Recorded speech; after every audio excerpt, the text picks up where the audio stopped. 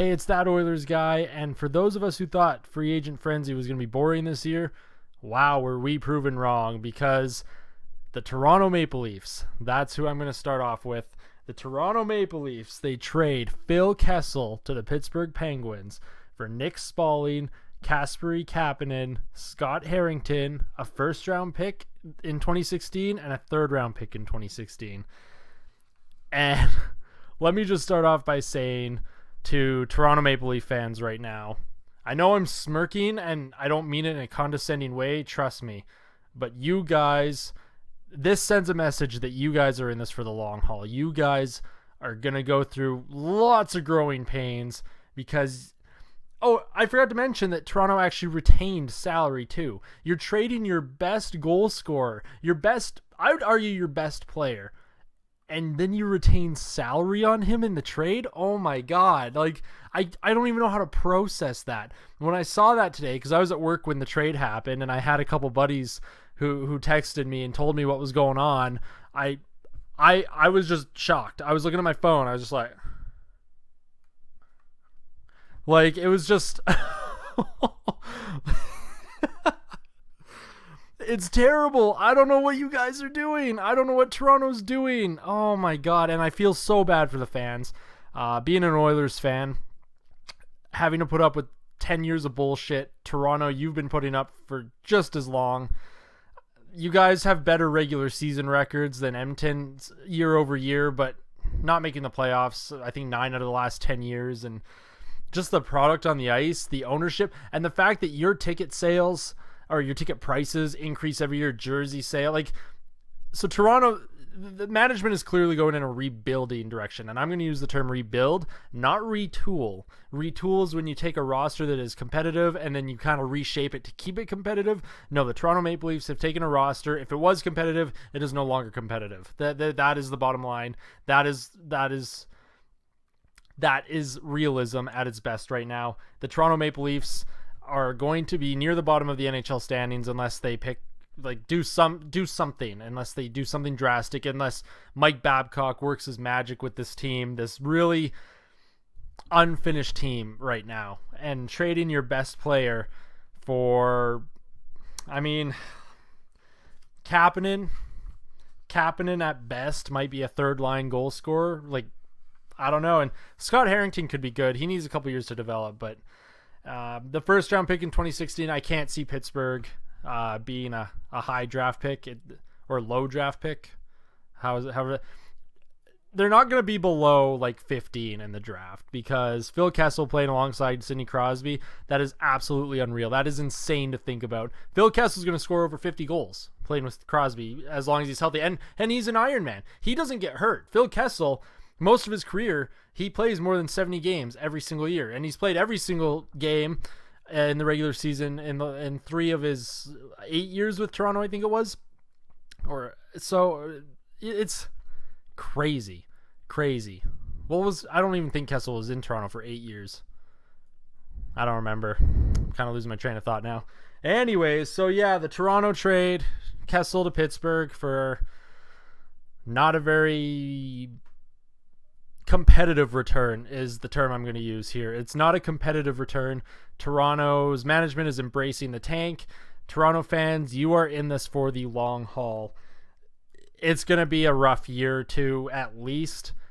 There's going to be so many growing pains. There's going to be so many nights where you're throwing your remote at the TV and you're going to wonder why you pay so much to buy jerseys, to go to the games and do all these things when it looks like management doesn't care.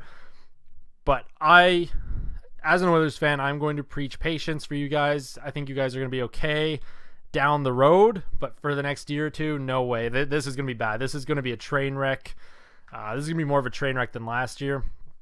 So if they do stay committed to a rebuild, if they do it right, you'll be okay, especially with a coach like Mike Babcock in charge. You guys will be fine, but wow, what a trade.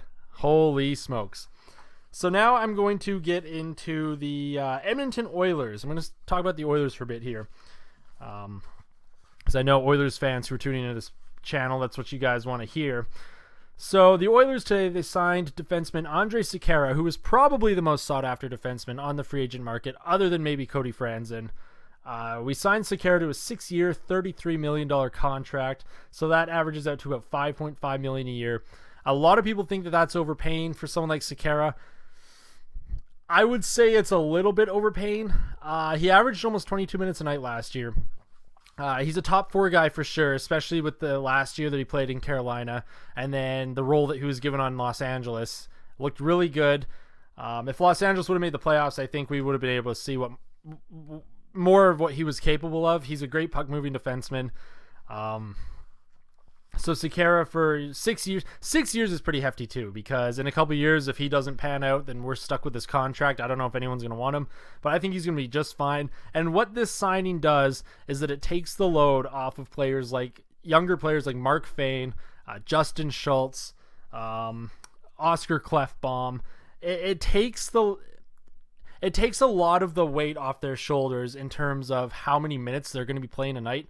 A guy like Sekera, he's going to be able to come in, he's going to be able to play 22 to 25 minutes a night, and that's going to really help, especially for a guy like Justin Schultz. He had a bad year last year. He's not even signed by the Oilers yet for this year. I'm assuming they're going to try and give him another 1 or 2 year deal just to see if they can get him going a little bit here. But especially for a guy like Mark Fane too, you play a guy like Sekera with Mark Fane, it's going to increase Mark Fane's game way more. Mark Fane seemed like he was struggling a bit. He was the least of our concerns on defense last year, I think, because Fane was okay. I'd say he was okay on the worst defensive team in the NHL, so that's not saying much. But Andrej Sekera, I think that's a really great pickup for Edmonton. Fantastic pickup, actually. And then a guy like Eric Gryba, too, that we got in the deal with Ottawa. He's another guy that's going to be able to come in and play 18 to 22 minutes a night. And it's just going to really help. It's going to help our younger defensemen who are still developing, the ones who are NHL ready but not ready to play more than 22 minutes a night. The guys who are ready to step in and make an impact, but the ones that we don't want to be putting all of the ice time on to shut everyone down. So Sekera and Gryba, very good pickups for Edmonton here. Guys like Klefbom and Fane and Justin Schultz, and maybe a guy like Darnell Nurse who could be pushing for a roster spot this year. Having guys like that, having veteran defensemen able to play more minutes and shield the younger defensemen a little bit more during the regular season, that's going to be huge. That is something that the Oilers have lacked on defense for so long. So used to young guys coming in when they maybe shouldn't, and when they do come in, they're playing a lot more minutes than they should. So really good pickup for Edmonton there. And then we have a guy like Griffin Reinhart too. If he's ready to make the leap in the NHL, playing Reinhart with Gryba, I think would be a really good defensive pairing, a good 5-6 pairing there. So yeah, but this raises a concern for me though as an Oilers fan. We have so many defense now. We have Sekera, Fane, Klefbom, Schultz, Reinhart, Gryba, and then we have Ferentz, Nikitin, and Nurse. It looks like Ferentz and Nikitin are the 2 odd men out. The Oilers missed their window of opportunity to buy out players, but I think what they're going to do is, as per Ryan Rishaug on TSN, he said that when they go to arbitration with Justin Schultz, they're going to be able to enter another buyout period. So it sounds like Nikitin is the odd man out. He's going to be the one that gets most likely bought out, which is a good thing. Nikitin, he just did not fit in with the Oilers. McTavish gave him way too much money for being a number 6-7 guy in Columbus. It was absolutely ridiculous when I heard that we signed Nikitin to that much. We can thank Scott Housen for that one. Thank you, Scott Housen, for convincing McTavish that was such a great deal.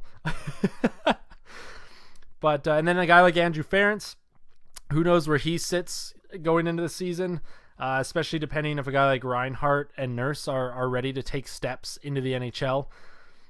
Nurse, I don't know if he's going to be super ready, and it's not going to hurt. Like, we have the depth on D now. I know we don't have a bona fide number 2 defenseman, number 1-2 guy, but we have enough depth where we can put Darnell Nurse in the minors for a year. There's nothing wrong with him playing 25 to 30 minutes a night in the AHL in Bakersfield, where our new AHL team has moved, or I guess where Oklahoma moved, so they're not new, but you know what I mean.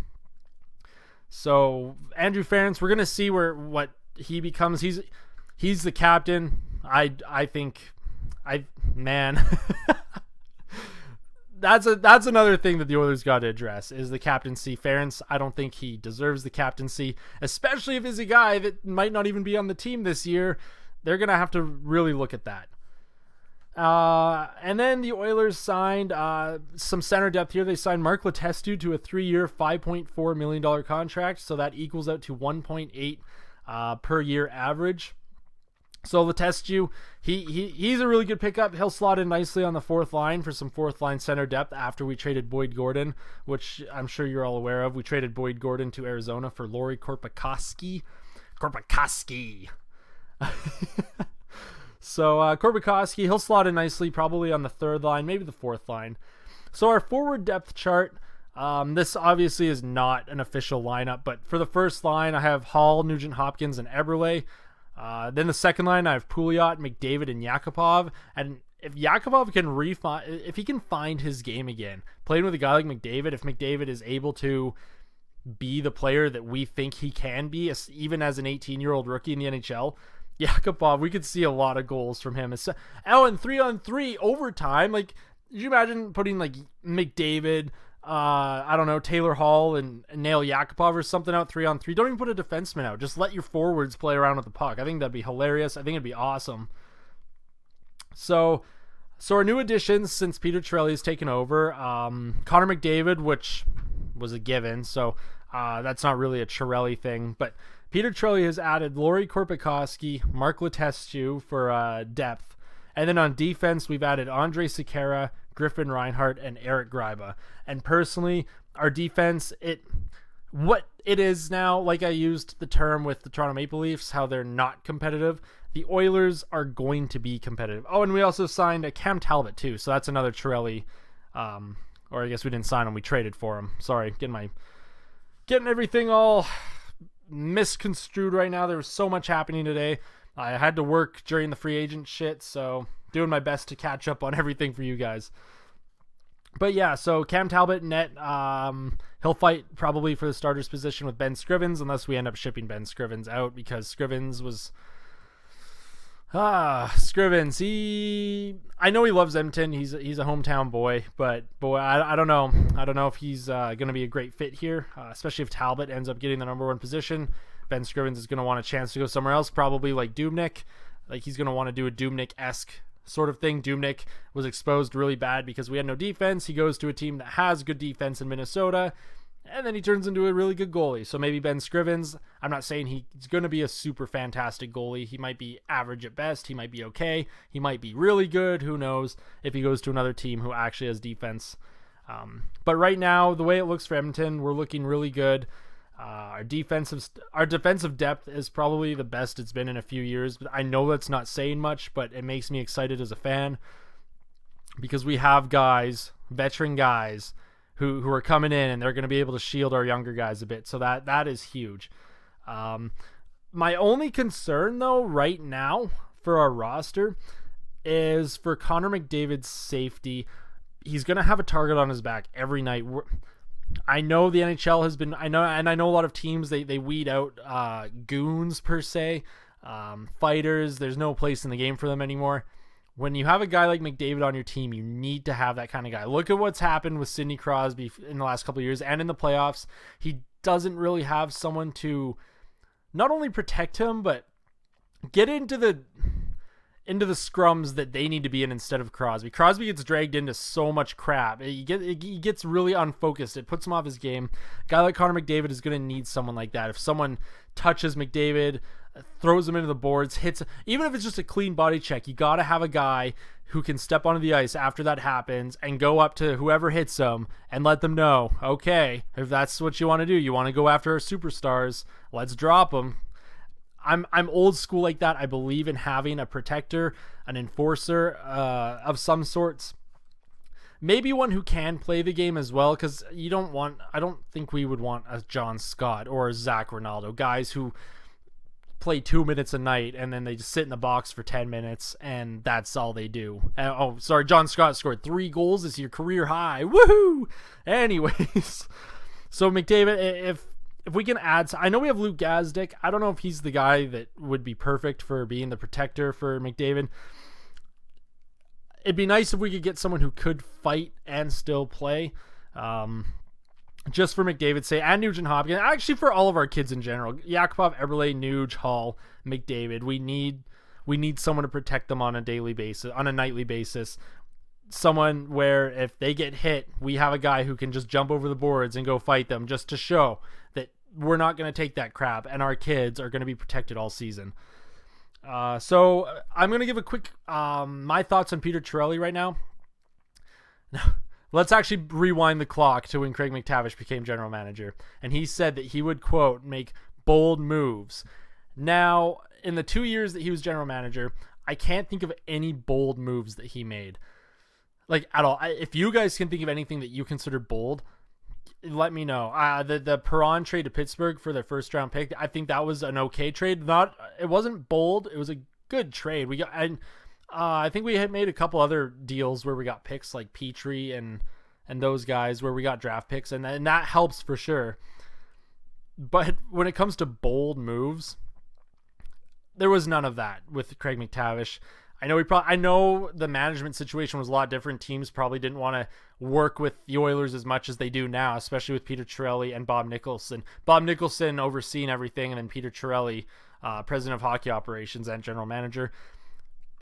It's really nice to see right now in oil country. Like, this is really exciting. Even if we're not a playoff team this year, just on paper, on defense, in net, if Cam Talbot can be who a lot of people think he's going to be, and up front with the offensive firepower that we have, I just want to be competitive. That is most important to me. I just want to be competitive, for God's sakes. I want to at least play meaningful games in March for once. It would just be awesome. It looks like we're heading that direction.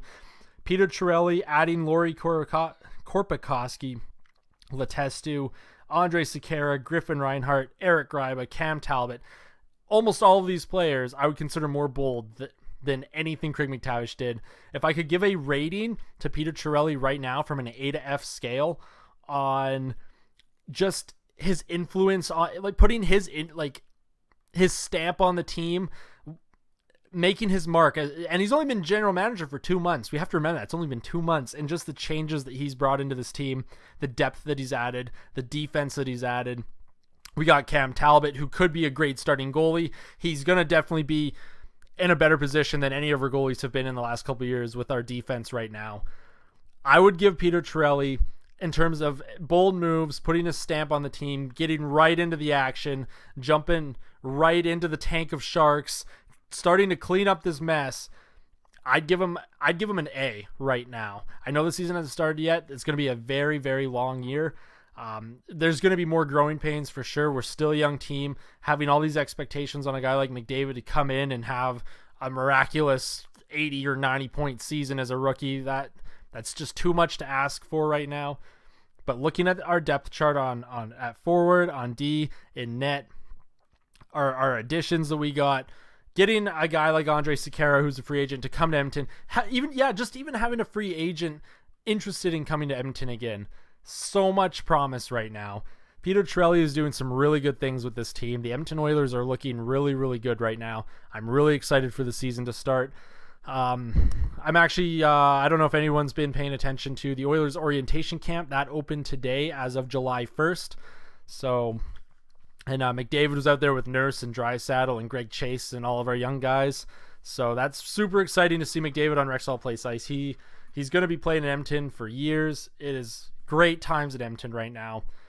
And I want to know what you guys think. What do you guys think of the moves that Peter Chiarelli has made? Do you think he's made good moves? Do you think they've been okay?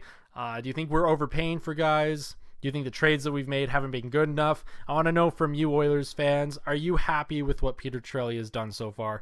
Because I personally am, as a longtime Oilers fan. I am really happy with what he's done with this team so far. I think it's fantastic, honestly. And just the buzz around the city now, buzz with other fans. We finally have something to look forward to. And I know every year we looked forward to the year because we'd hope that we could put last year's last place finish and the year before that last place finish just behind us, and then we can never improve. But this year for sure, I guarantee we are going to we are going to play meaningful games in March. Guarantee it right now with this team that we have. And we're not done yet. This is only July 1st. There's a whole summer of offseason to go. There are restricted free agents out there that he might go after. He could do more trades. But as of right now, the team is looking like a team. And that is that is fantastic. We are looking like a team. We don't look like a puzzle that's missing pieces. We look like a puzzle that is almost together. Obviously, there's a couple more holes to fill. We still need a bona fide number 2 defenseman. We're going to have that maybe in a couple of years with Darnell Nurse, but he's not ready yet. But man, super excited. Great times. So let's quickly go through other signings on the day in case anyone missed it. The Boston Bruins signed Matt Bolesky to a 5-year, $19 million deal. So that averages out to about 3.8, just over 3.8 million a year. I think that's a really good deal for the Bruins. They didn't overpay for a guy that a lot of people are calling David Clarkson 2.0. I was personally calling Bolesky David Clarkson 2.0, but then 5-year at $19 million, that's pretty friendly, especially if he can give the Bruins the scoring depth that they need, 20 goals a year. That's a great pickup for the Boston Bruins. The Detroit Red Wings signed Mike Green to a 3-year, $18 million deal. That's a lot of money. If he can find his offensive touch in Detroit again, then it's going to be an okay deal. But 3 years at $18 million, that is a lot of money for a guy who's really dropped off the last couple of years. But the Detroit Red Wings, they always have great coaching. They always get the best out of their players. Could be a great pickup for the Red Wings there. And they also signed Brad Richards to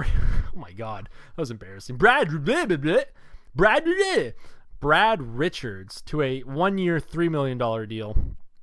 I think that's pretty pricey. I know Brad Richards was a big help in Chicago with his leadership and whatnot.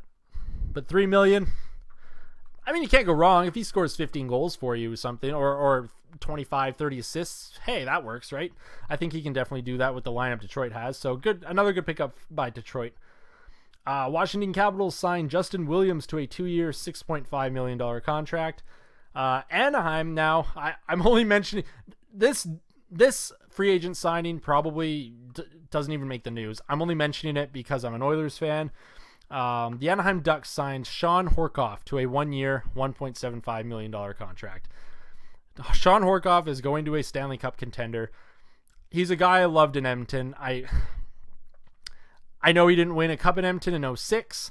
I know a lot of people hated the contract that he had. Thought it was just too much money, making $5 million a year to give us 30 points, 35 points a year. But Sean Horkoff is a guy that I have a lot of respect for.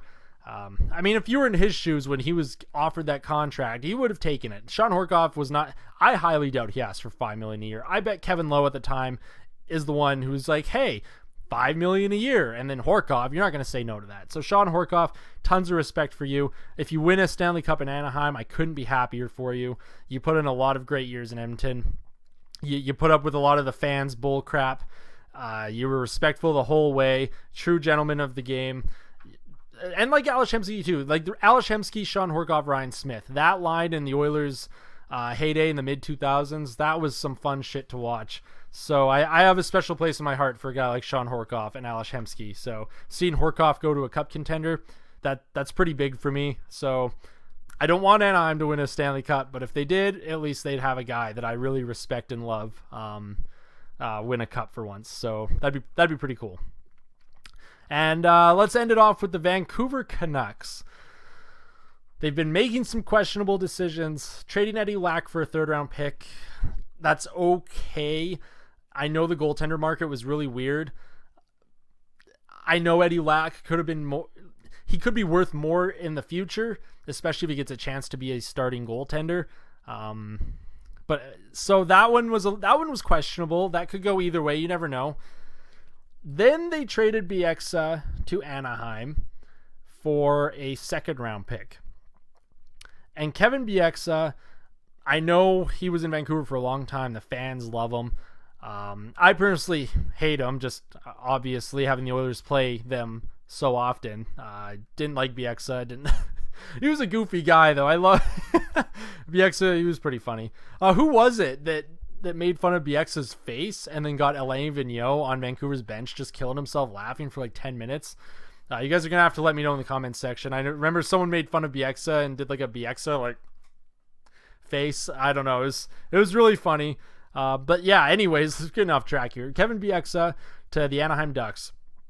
Now this is a problem because you trade a guy like Bieksa to a division rival. And a lot of Vancouver fans don't like that.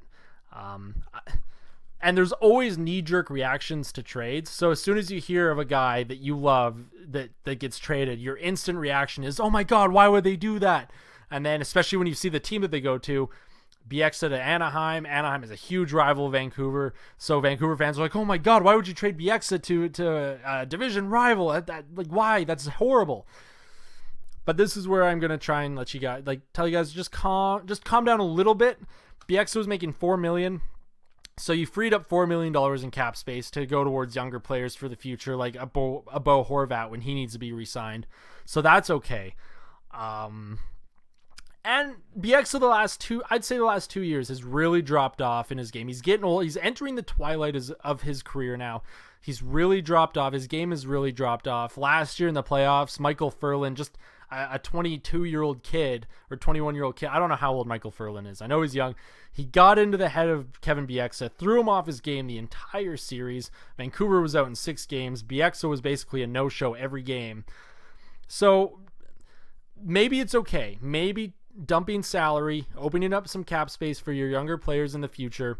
I know you only got a second-round pick in return. I know you'd want more than that, but for a guy who's entering his twilight years, and for a guy who looks like he's struggled a little bit with his age now the last 2 years, I know it sucks. I know it sucks losing a player that you love so much, that you've watched for years. How long was he on Vancouver for? 10 years or something?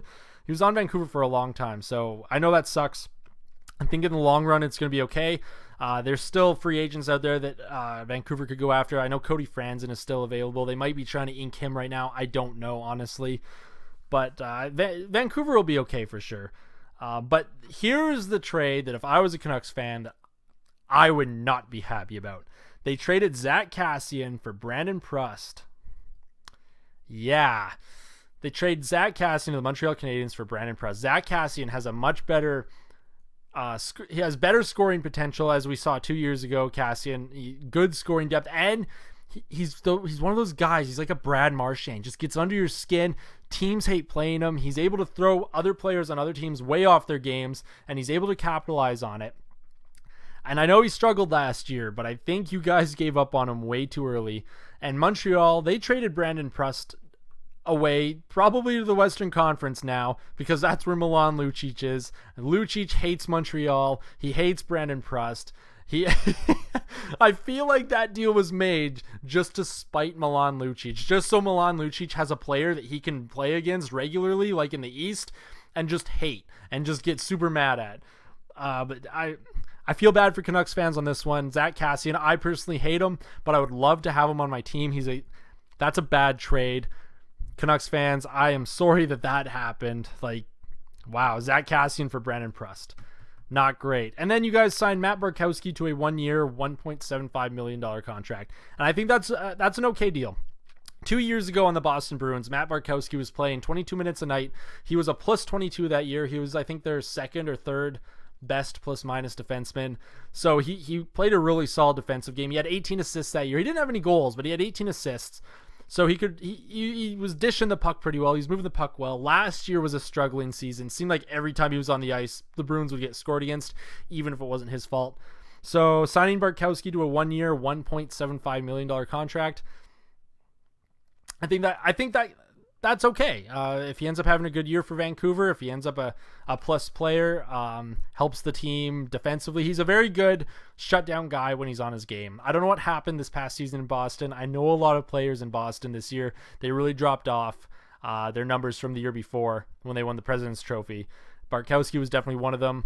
He struggled mightily, but I think he's 27, so he can rebound it. Maybe in Vancouver's system, maybe allowing him to be a little more free with the puck, skate with it a little more. He might be more comfortable there. So that could be a good pickup for Vancouver. That's more of a wait and see type deal. So that's all the news I have for you guys today.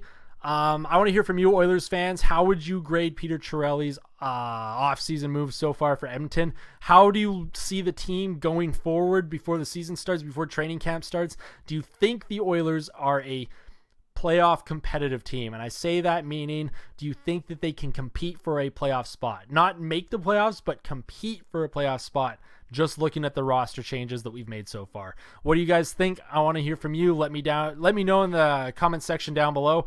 And Toronto fans, how do you feel about the Phil Kessel trade? Personally, if I was a Toronto fan, I would hate it. I would hate every part of it because it shows that you guys are in a full rebuild and you're going to have a very rough season. There are going to be a lot of losses, a lot of painful nights, a lot of anger, a lot of chucking beer cans at the wall kind of nights. It's going to be one of those years. And then retaining salary on top of it. You're trading your best player and then you have to retain salary on it. My God, I want to hear from you guys though.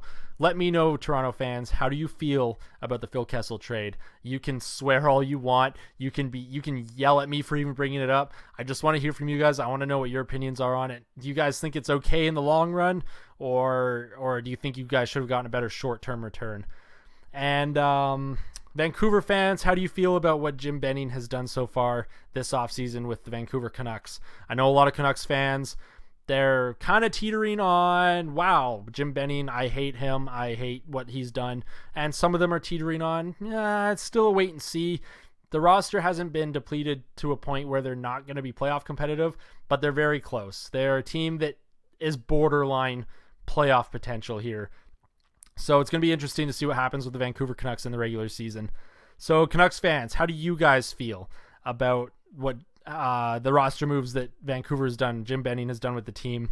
I want to hear your thoughts as well. And any other? No, I was going to talk about the Calgary Flames today. I was going to talk more about the Boston Bruins. I was going to talk about Ottawa, Montreal, and Winnipeg, the other Canadian teams that I did not bring up in this podcast type dealio. I will bring that up in the next one because they've been a little quiet, so there hasn't been too much to talk about. So once again, guys, I want to thank you guys so much for tuning in. I want to thank you guys for listening. I want to hear about all your thoughts on the free agent frenzy, on the trades that have been made. Let me know in the comment section below. If you want to find me on Twitter where we can talk hockey, Twitter handle will be in the description. And if I told you guys to comment in the description, my brain is just fried from how much has happened today. So thank you guys so much for tuning in. And if you want to hear more, if you want to get more hockey news, if you want to be part of this hockey community that I'm trying to grow, especially with Oilers fans here, hit the like button, hit the subscribe button. I'm going to try and put out a video almost every day, if not every 2 days, just hockey related, whether it's Oilers, whether it's Maple Leafs, whether it's whatever, right? So if you guys want to see more of this, if you guys want to be part of this hockey community that's growing, hit the like button, hit the subscribe button. Your support means a lot. We'll see you guys next time. Take care.